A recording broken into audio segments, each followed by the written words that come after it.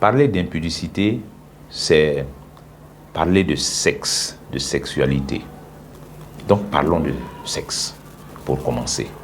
Le sexe, oui, ça ramène dans la conscience collective à l'idée de plaisir.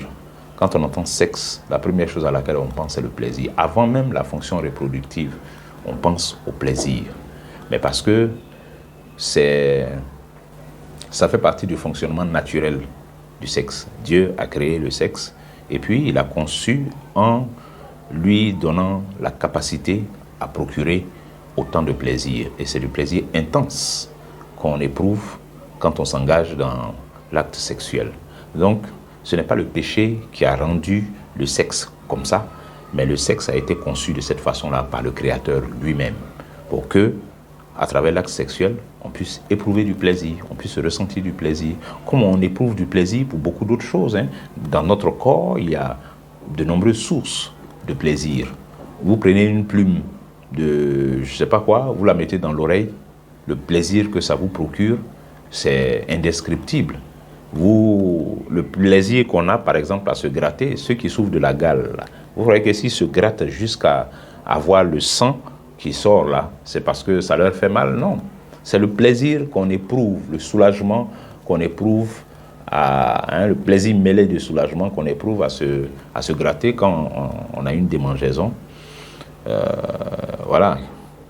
Donc il y a plusieurs sources de plaisir comme ça. Même manger est une source de plaisir pour notre corps. Manger est plaisant. Bien sûr, quand on mange bien, manger est plaisant. Dormir, c'est une autre source de plaisir. C'est très agréable de dormir. Très agréable. Et on ne peut pas s'en passer. On ne peut pas s'en passer. Donc c'est cela. Mais à la différence de tous ces autres plaisirs, le sexe, lui, le plaisir sexuel, est un plaisir qui a été vraiment détourné, dévoyé, qui a été instrumentalisé, qui continue d'être instrumentalisé, manipulé à des fins diverses. Le plaisir sexuel est devenu quelque chose de tellement banal qu'on en a fait une marchandise avec la prostitution, tout ça. Mais bon, ça date pas d'aujourd'hui, ça date de très longtemps, parce que toutes ces choses-là liées au sexe, ce sont des choses dont les traces remontent à très loin dans les Écritures. Depuis les temps antiques, le sexe était déjà un sujet à polémique, un sujet autour duquel les passions se déchaînent. Voyons maintenant quelles recommandations les Écritures font à l'Église et aux chrétiens sur la question de l'impudicité. Lisons donc ensemble 1 Corinthiens chapitre 6, verset 18. 1 Corinthiens 6, 18 nous dit « Fuyez l'impudicité ». Ouais, c'est cette partie du verset là qui m'intéresse. C'est sur ça que je veux insister. Fuyez l'impudicité. Recommandation claire, sans ambiguïté des Écritures. Fuyez l'impudicité. Allez loin de l'impudicité. Si vous entendez ou si vous voyez des choses qui peuvent vous conduire dans l'impudicité à gauche, passez à droite. Si c'est à droite que vous voyez des signes d'impudicité, passez à gauche. Fuyez l'impudicité. Si vous étiez sur un chemin et que vous vous rendez compte qu'il y a des signes d'impudicité qui apparaissent, fuyez l'impudicité. Et les signes d'impudicité, là, ça apparaît ici, dans la tête, sous les yeux. L'impudicité, ce n'est pas une affaire d'accident.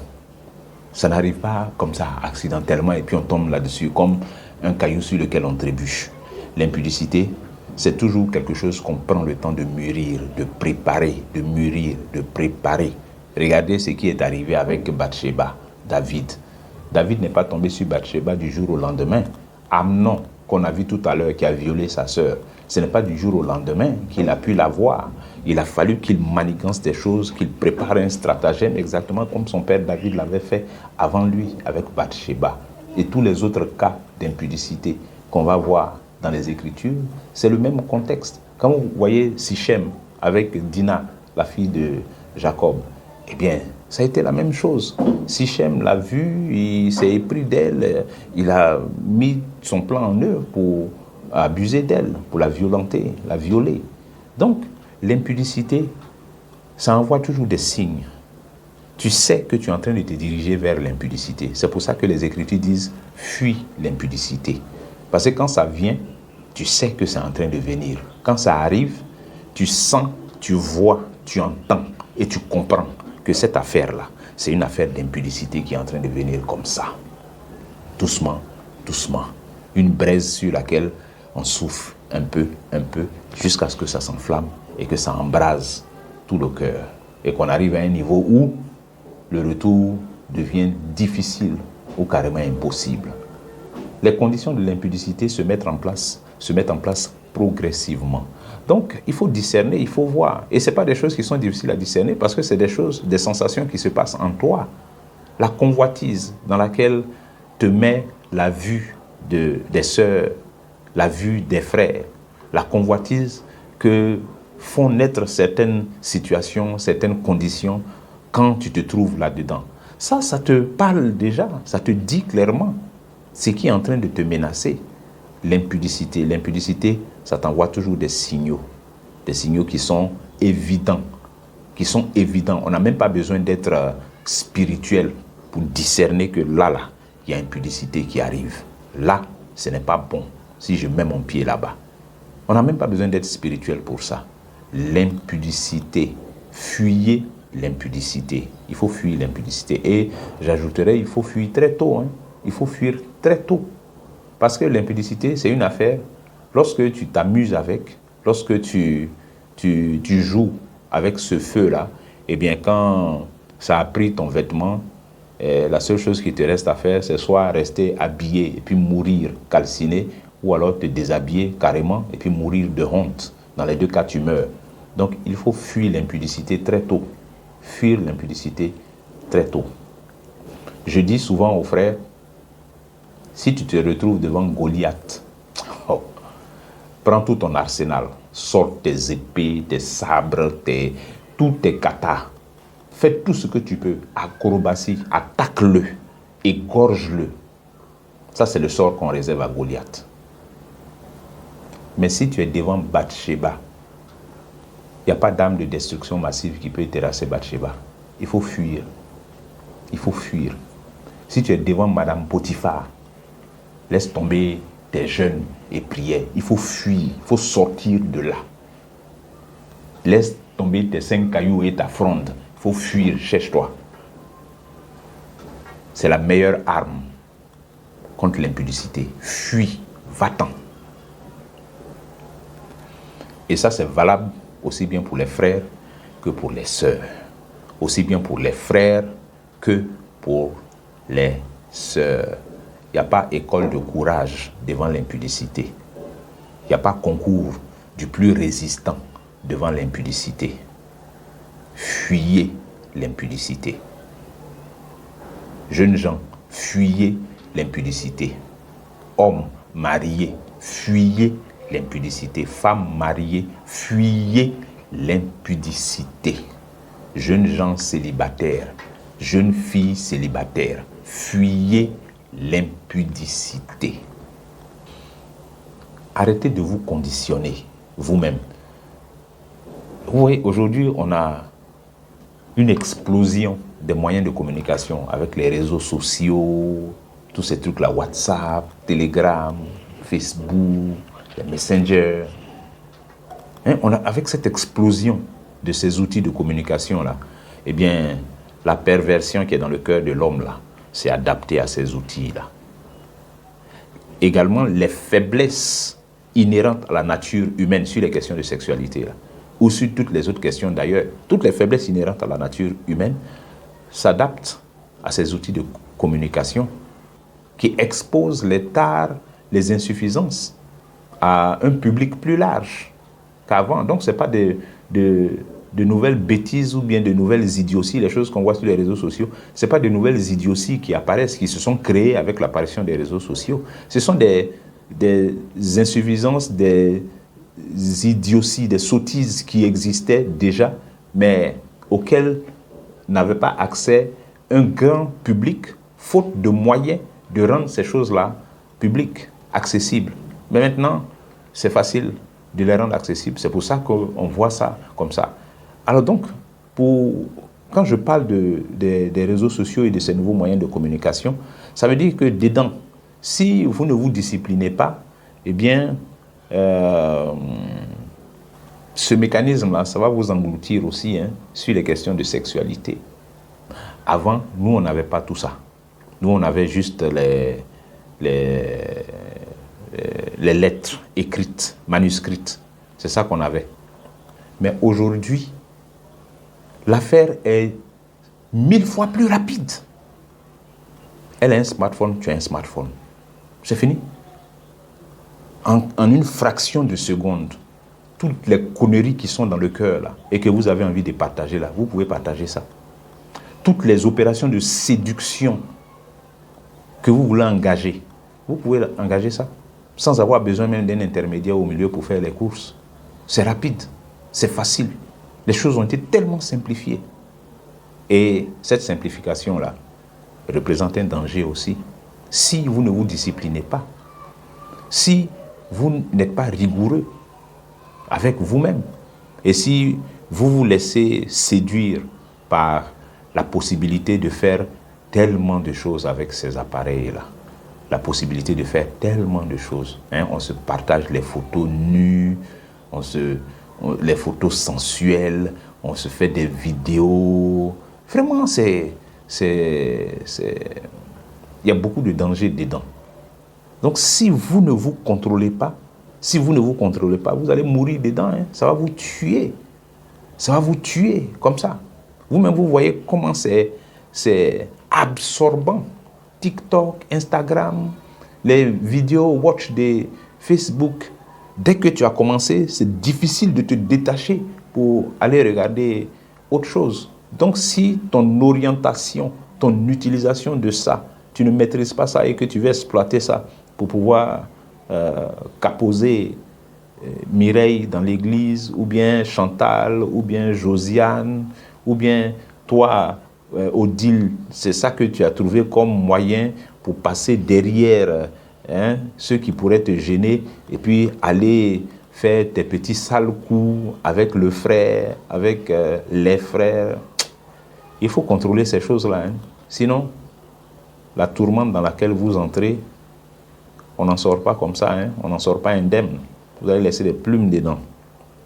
Fuyez l'impudicité. Si l'impudicité se trouve sur les réseaux sociaux, fuyez les réseaux sociaux. Si l'impudicité se trouve dans ta communication, le type de communication tendancieuse que tu as avec le frère, ou bien que le frère veut avoir avec toi, fuis cette conversation-là. Fuis-la, supprime-la, bloque-le. Fuyez l'impudicité. Avec vos appellations malsaines là. Mon cœur, mon trésor, ma chérie, ma cocotte. Et vous vous conditionnez, vous vous disposez déjà, vous vous préparez, vous créez les dispositions pour que, à la première occasion, les choses puissent être faciles. Non. Qu'est-ce que tu as à appeler ta cocotte? Ce n'est pas ta cocotte. Mon amour, ce n'est pas ton amour. Laisse l'esprit de la sœur là tranquille. Toi aussi, laisse l'esprit du frère tranquille. Il va se reposer, il va se concentrer sur son travail, il va se concentrer sur ses études, il va se concentrer sur sa femme. Elle aussi, elle va se concentrer sur son mari. Fuyez l'impudicité. Fuyez l'impudicité. L'impudicité, là. Tant que tu n'es pas tombé dedans, il faut dire Dieu merci. Et puis, il faut rester accroché. Là où tu es, là. Accroche-toi. Parce que le jour où, si par malheur tu tombes dedans, sortir de l'impudicité, je trouve que c'est encore plus difficile que d'éviter de tomber dedans.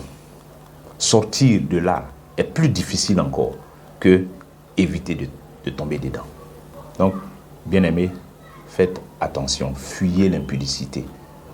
C'est un péché qui est très destructeur, qui vous lie, qui vous attache, qui vous gangrène, qui vous avilit. Ça va vous aliéner.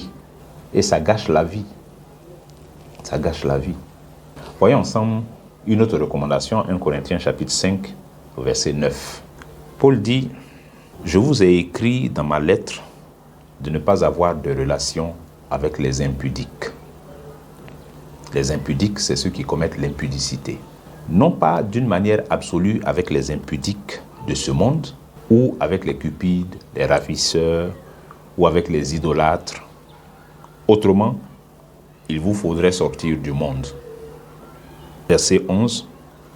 Mais maintenant, ce que je vous ai écrit, c'est de ne pas avoir de relation avec quelqu'un qui, se nommant frère, est impudique, ou cupide, ou idolâtre, ou outrageux, ou ivrogne, ou ravisseur.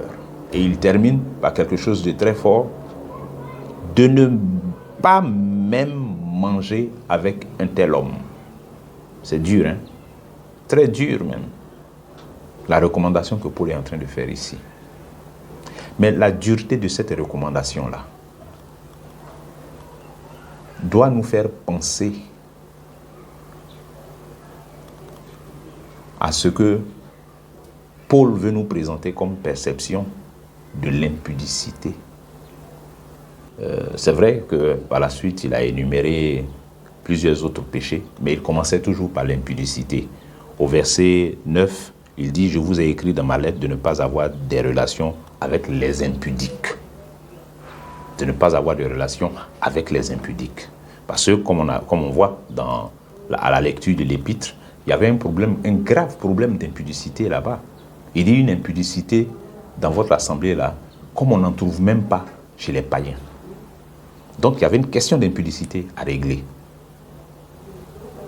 Ça veut dire, bien qu'il ait énuméré une série de péchés pour énoncer un principe qui finalement peut être généralisé à d'autres types de péchés, mais la raison immédiate qui l'amenait à donner cette instruction à l'Église, c'était le péché de l'impudicité.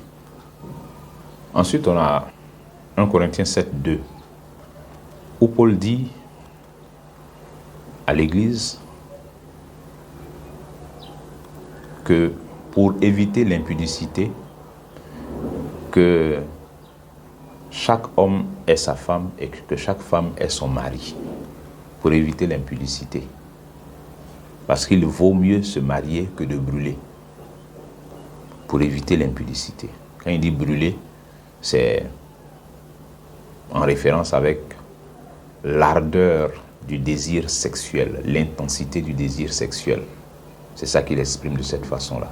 Donc, plutôt que de souffrir et de se débattre avec ce désir sexuel qui peut être violent et brutal dans le corps, il faut aller vous marier. Parce que mieux vaut se marier que de brûler.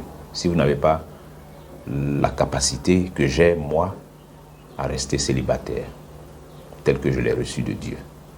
Pour éviter l'impudicité, que chacun ait sa femme et que chaque femme ait son mari. Et ça, c'est une confirmation que les relations sexuelles en dehors du lien conjugal, c'est ça qu'est l'impudicité.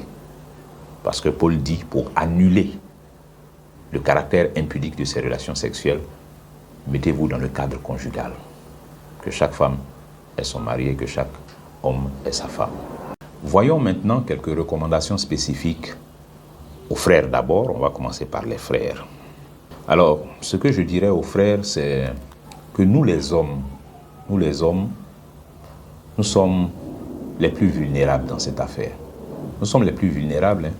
On a beau faire le malin, on a beau se gargariser de notre rôle de chef, mais devant le sexe, les hommes sont plus vulnérables que les femmes. Et je pense que ça s'explique. Ça s'explique de la façon suivante. L'homme et la femme ont été créés par Dieu. En les créant, Dieu a prononcé une parole qui est l'expression d'une mission qu'il leur confiait. Il a dit, multipliez et remplissez la terre. Soyez féconds, multipliez et remplissez la terre. Cette fécondité-là, c'est une affaire de sexe. Multiplier la terre, c'est une affaire de rapport sexuel. Dieu a prévu que entre l'homme et la femme, ce soit la femme qui va recevoir l'enfant dans son ventre et l'enfant va grandir dans son ventre. Ça, c'est un phénomène qui va éprouver le corps de la femme. Dieu fait en sorte que la fécondité de la femme obéisse à un mécanisme cyclique. Donc la femme n'est pas féconde tout le temps. Elle devient féconde à un moment donné de ce cycle-là, qui s'étend en gros sur 1 mois. En dehors de ce temps de fécondité, de sa période de fécondité, la femme n'a pas autant de désir sexuel que pendant sa période de fécondité. Ça, c'est naturel, c'est scientifique ce que je suis en train de dire. C'est la nature, c'est comme ça que Dieu a établi les choses. Dans la période de fécondité, dans la période où elle devient féconde, c'est dans cette période-là que la femme a le plus de désirs sexuels. Celle dont le corps a été conçu pour recevoir l'enfant et qui va être éprouvé par ça. Vous voyez, Dieu a donné à la femme un mécanisme par lequel son corps a le temps de se reposer, de se régénérer, L'homme qui n'est donc pas celui qui va avoir l'enfant dans son sein et qui n'a donc pas besoin que son corps se régénère autant que celui de la femme, mais qui a un rôle à jouer pour que la procréation soit possible, eh bien, à lui, la chose que Dieu lui a donnée, c'est d'être prêt à tout moment pour que sa capacité à être fécond, pour que sa fécondité soit toujours active et disponible au moment où le temps de fécondité de la femme est arrivé. Imaginez-vous, si le Créateur avait donné à l'homme une fécondité cyclique, comme il a donné à la femme, mais on allait se marier comment pour faire enfant? Comment moi, mon cycle de fécondité aurait correspondu au cycle de fécondité de celle qui est devenue ma femme? Et si, au moment où elle est dans sa période féconde, moi, mon cycle n'est pas encore à ce niveau? Mais à quel moment nos cycles vont se correspondre pour qu'on puisse faire enfant? Ça allait être un casse-tête et une source de beaucoup de tensions et de désordre. Dieu est sage. Pour éviter ça, il a fait en sorte qu'il y en a un qui ait une fécondité cyclique, cycle pendant lequel son corps se prépare à recevoir l'enfant, pendant lequel son corps également se régénère s'il n'a pas eu à supporter une grossesse. Et puis, l'autre partenaire participant à cette opération de procréation, lui, il est mis dans des dispositions où il est prêt 24 heures sur 24. Il suffit seulement que l'autre partenaire là-bas, son temps de fécondité soit arrivé et puis paf, il est opérationnel pour aller faire ce qu'il faut pour que la procréation ait lieu. Imaginez-vous, si le Créateur avait fait la femme aussi comme il a fait l'homme, si la femme était réactive sexuellement avec autant de promptitude que l'homme, vous imaginez ce que ça aurait été sur la terre? Vous imaginez si la fécondité aussi de la femme n'était pas cyclique, mais qu'elle était une fécondité permanente comme celle de l'homme? Vous imaginez ce que ça serait sur la terre? La surpopulation, déjà, avec ce mécanisme que Dieu a mis, où il y en a une pour qui la fécondité est cyclique et puis un autre dont la fécondité est permanente. Vous voyez déjà ce qui se passe sur Terre. Donc imaginez-vous si les deux avaient une fécondité permanente. Ou imaginez-vous le désastre dans l'autre sens si les deux avaient une fécondité cyclique. Donc il était nécessaire pour l'accomplissement de ce que Dieu envisageait en termes de procréation pour l'humanité, que les deux fonctionnent de façon différente d'un point de vue sexuel en ce qui concerne la fécondité. Et comme je l'ai indiqué, la femme, dans sa période de fécondité, les désirs sexuels sont là.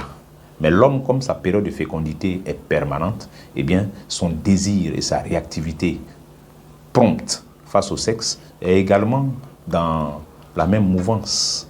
Donc, ce sont des dispositions naturelles que le Créateur a établies. Mais c'est l'homme, dans sa perversion, qui a détourné ces choses et qui les a dénaturées.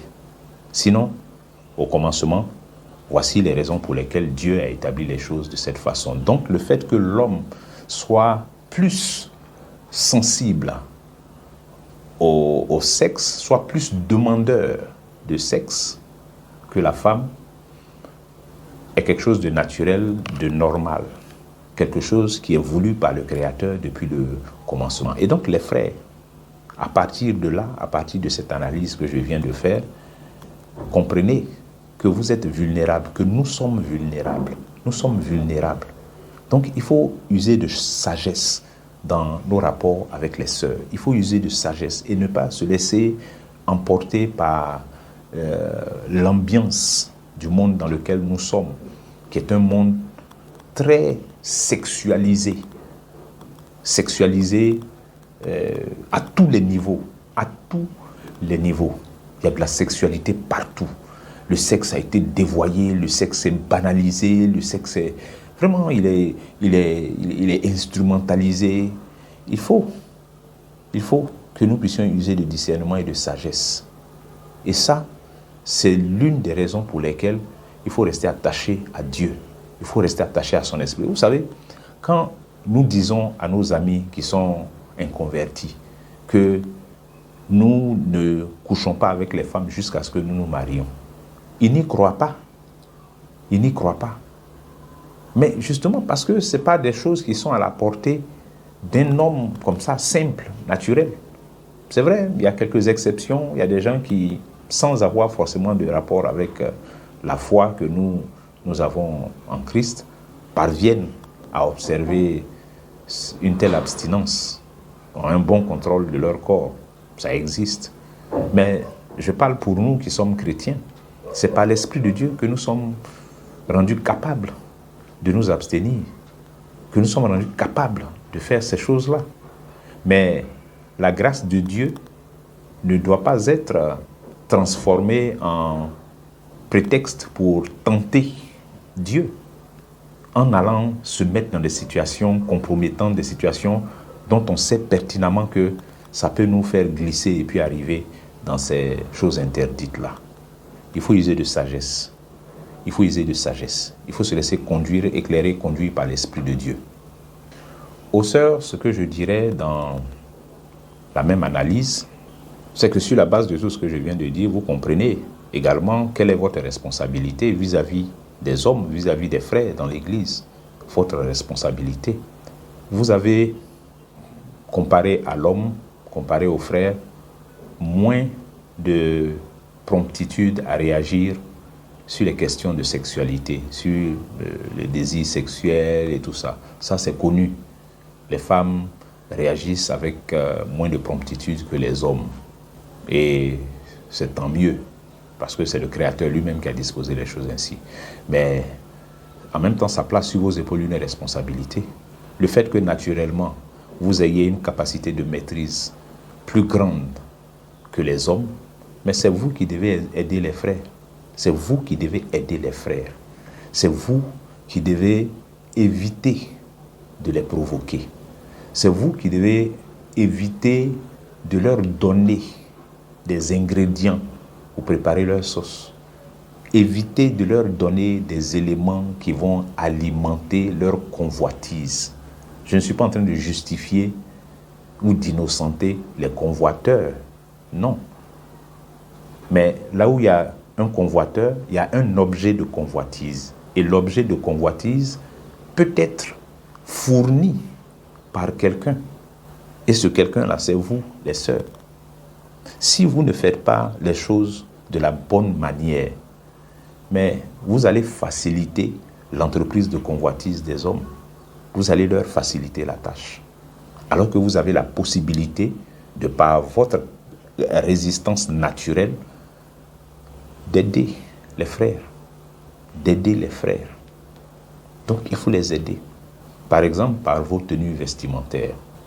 Vous voyez qu'on parle plus de tenues vestimentaires des femmes que de celles des hommes, justement à cause de ce que nous sommes en train de dire là. Les hommes sont plus sensibles à ces choses-là à cause de leur promptitude à réagir devant toute situation à caractère sexuel. Donc là où des vêtements de femmes peuvent éveiller des choses chez un homme, c'est pas tous les jours que des vêtements d'hommes peuvent éveiller quelque chose de sexuel chez une femme. Au contraire, quand les femmes vont voir la nudité d'un homme d'une certaine façon, là, elles vont être dégoûtées. Alors que si la même nudité là est présentée à un homme de la part d'une femme, l'homme ne sera pas dégoûté. Il sera attiré, il sera intéressé. Donc la façon dont vous vous habillez, les sœurs chrétiennes, la façon dont vous vous habillez là, c'est important. C'est important parce qu'il y a des vêtements impudiques aussi. Il y a des vêtements impudiques. Moi, je dis par exemple, si une femme est habillée, et puis, je prends toujours l'exemple de la poitrine des femmes, là, avec vos décolletés, là, vos modèles que vous faites. Des fois, il y a des modèles, il y a des choses, même tu vois, toi-même tu sais que ça là, c'est pas bon si j'ai fait ce modèle-là. Mais, comme vous dites là, si on ne fait pas ça, c'est que le modèle n'est pas chic. Si on a modifié le col là, le modèle est gâté. Mais donc, il faut laisser le modèle, chercher un autre modèle. Non, si ce modèle-là, la jupe ne doit pas être longue. Si la jupe dépasse une certaine longueur, là, le modèle est gâté. Des fois, c'est les modèles. Vous avez un problème avec les modèles. Bon, ce modèle-là, si on modifie la façon dont le col est dessiné, là, non, le modèle est gâté. Parce qu'il faut que ça descende bien. Il faut que ça descende bien. Mais plus ça descend, plus ça dévoile les seins. Et tu dis, il faut que ça descende bien pour que le modèle soit bon. Si ça monte trop d'une manière, là, c'est que le modèle est gâté.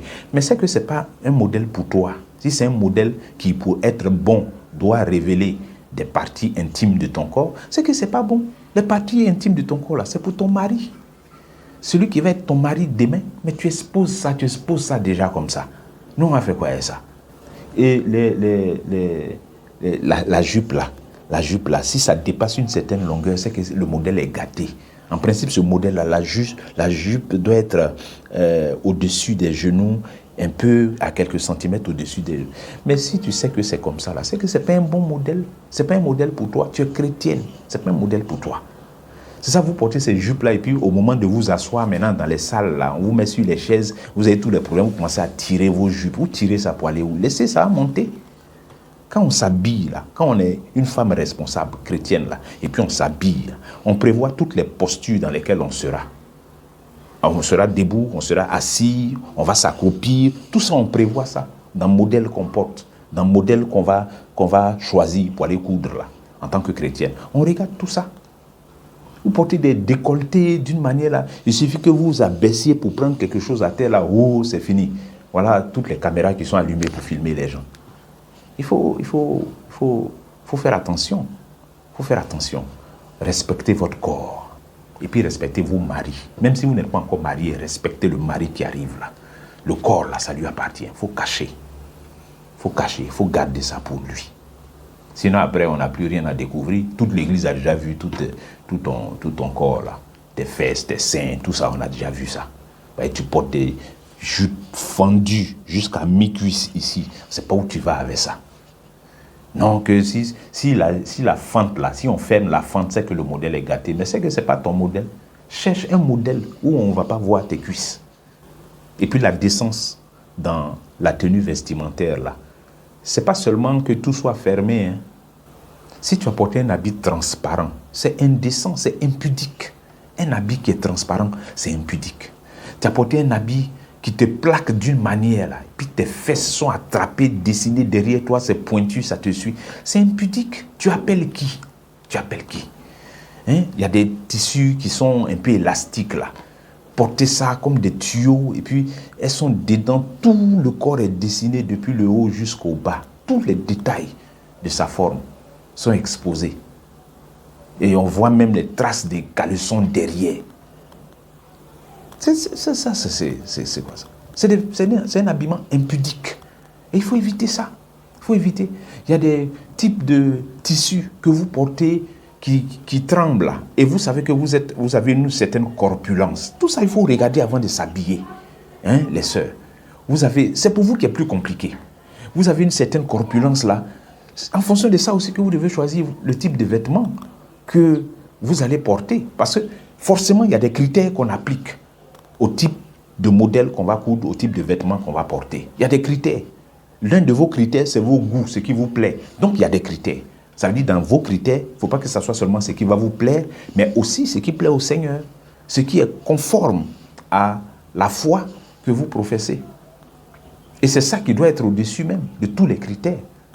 Dès l'instant où il y a d'autres critères personnels qui ne respectent pas ce critère principal, le modèle est éliminé. Il faut que les femmes, nos sœurs, nos filles, on leur apprenne à bien s'habiller. Je dis toujours aux femmes, aux sœurs, que ceux qui sont les mieux placés pour apprécier la décence ou non, le caractère pudique ou non des vêtements que vous portez, ce sont les frères.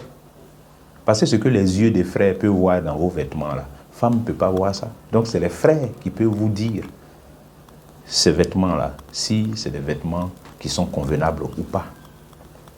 Bon, on va dire oui, il y a des frères qui sont des convoiteurs, c'est vrai, eux ils ont un autre problème, mais ce n'est pas de ça que je parle. Je ne parle pas de ces extrêmes-là. Je parle des légèretés que vous avez parfois dans vos tenues vestimentaires. C'est comme ça que nous aussi on peut vous aider. Donc ça, il faut voir ça, il faut tenir compte de ça. C'est important. C'est important. Et puis un dernier élément, ce que vous faites sur les réseaux sociaux, les photos que vous postez. Vous ne voyez pas que les filles qui mettent leurs photos sur les réseaux sociaux, là, elles font toujours des photos de dos. C'est pour faire quoi? C'est pour montrer leurs fesses aux gens. Photos de dos, pour montrer les fesses aux gens. On fait quoi avec ça? Vous partez voir sur les TikTok, les Instagram, là, toutes celles qui dansent là, elles vont commencer des faces, mais la danse là va se terminer de dos. Pourquoi? Parce que c'est avec les fesses que tout se passe. Fesses, fesses, fesses, fesses. Oh, vraiment. Et pour revenir sur les affaires d'habillement, là, les modèles que vous faites là, je disais donc que quand une femme est habillée, si on voit l'espace qui est entre les deux seins, là, c'est qu'on voit les seins. Ça, c'est une logique simple. Hein? Dès l'instant où on voit l'espace qui est entre deux seins, c'est qu'on voit les seins. On voit une partie des deux seins. C'est ce qui permet de dire que voici l'espace qui est là. Donc ça doit vous guider dans votre façon de vous habiller. Parce que je vois des sœurs qui sont habillées et puis on voit espace entre deux seins. Ça veut dire qu'on voit tes seins.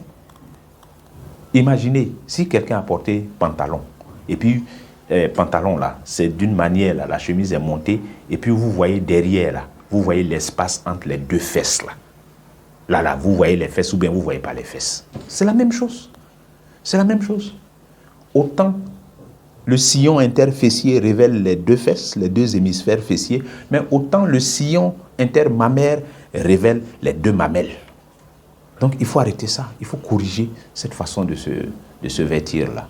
Il y a des façons tellement chic, agréables et pures de s'habiller que je ne sais pas pourquoi vous laissez vos goûts être corrompus par l'ambiance et puis les modes environnantes. Que le Seigneur nous inspire, que le Seigneur nous aide, que le Seigneur nous conduise afin que ce fléau qu'est l'impudicité, avec toutes ces formes, vraiment on puisse y échapper et que continue de marcher victorieusement, qu'on continue de vivre notre foi en Christ dans l'Église, hors de l'Église, de façon saine devant le Seigneur et devant les hommes. Que Dieu nous bénisse.